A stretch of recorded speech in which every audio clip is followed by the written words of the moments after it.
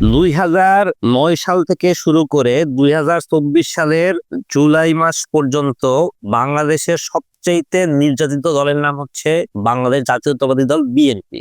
আর যদি একেবারে ছোট দল হিসেবে বেশি এফেক্টেড হয় তাহলে সেই দলটার নাম হচ্ছে বাংলাদেশ জামাত ইসলামী। এর পাশাপাশি সবচাইতে বেশি নির্যাতিত হয়েছে সেটা কোনো রাজনৈতিক দল না, অর্থাৎ আমাদের আলেম সমাজ।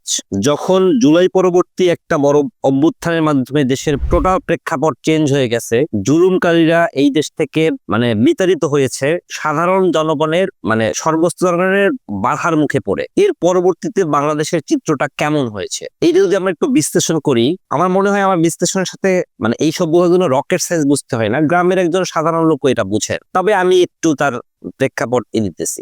আমরা প্রথমত যদি বিএনপি কে ধরি তাহলে আমরা দেখবো যে বিএনপির শীর্ষ পর্যায়ে নেতাকর্মীরা না হলেও অন্তত তৃণমূল পর্যায়ে নেতাকর্মীদের মধ্যে এমন একটা ভাব চলে এসেছে যে তারা ইতিমধ্যেই ক্ষমতায় চলে এসেছে এবং এখন মোটামুটি তাদের কথাই বাজার ঘাট টেন্ডার নিয়োগ বদলি সব তাদের মাধ্যমে মোটামুটি হইতে হবে। এবং আমরা বিভিন্ন পেপার পত্রিকায় বিভিন্ন রকমের কথাবার্তা দেখতেছি। এটা নিয়ে বিএনপির ভাইরা যদি আমার উপরে খেপে যান, কিছু করার নাই, কারণ আমি বিগত দিনে সরকারের বিরুদ্ধে কথা বলেছি দেখে অনেকেই আমাকে বিএনপি বলতো, জামায়াত বলতো, শিবির বলতো। যাই হোক, কিন্তু তখন আপনাদের হয়তো এগুলো খুব একটা গায়ে লাগে, আপনারা কথা বলতে পারেন না, কিন্তু আমি কথা বলেছি। জামায়াত ইসলামী তারা যেটা হয়েছে যে কিছু কিছু ক্ষেত্রে শোনা যাচ্ছে যে তারাও নাকি বিএনপির সাথে মিলেমিশে বিশেষ করে পরিবহন সেক্টরে একটা ভাগ বাটোয়ারার মধ্যে চলে গেছেন। কিন্তু তারা আসলে প্রচার প্রচারণায় খুব বেশি মনোযোগ না গিয়ে সাংগঠনিক ভাবে তারা খুব স্ট্রং হওয়ার চেষ্টা করতেছেন এবং তারা মোটামুটি শিওর যে সরকার গঠন করতে না পারলেও আগামী দিনে তারা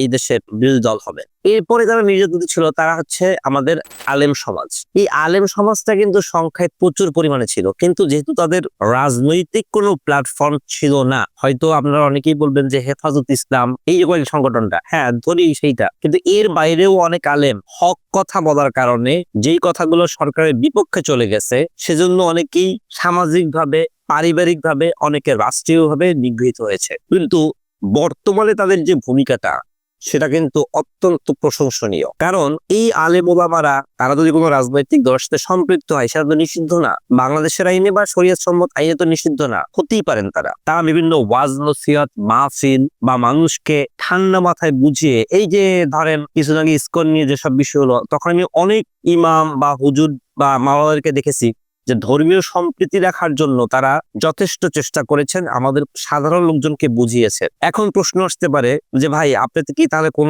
দলের পক্ষ নিলেন বা কারো বিপক্ষে না? বিপক্ষে না। দেখুন, আমি প্রথমেই বলেছি বিএনপি হচ্ছে এই দেশে গত 16 বছরে সবচেয়ে বেশি নির্যাতিত দল, সবচেয়ে জুলুম তারা সহ্য করেছে। তার অর্থই নাই যে স্বাধীন হওয়ার পর এখন তারা আবার সেই জুলুমের বদলা নেবে, এটা হতে পারে না।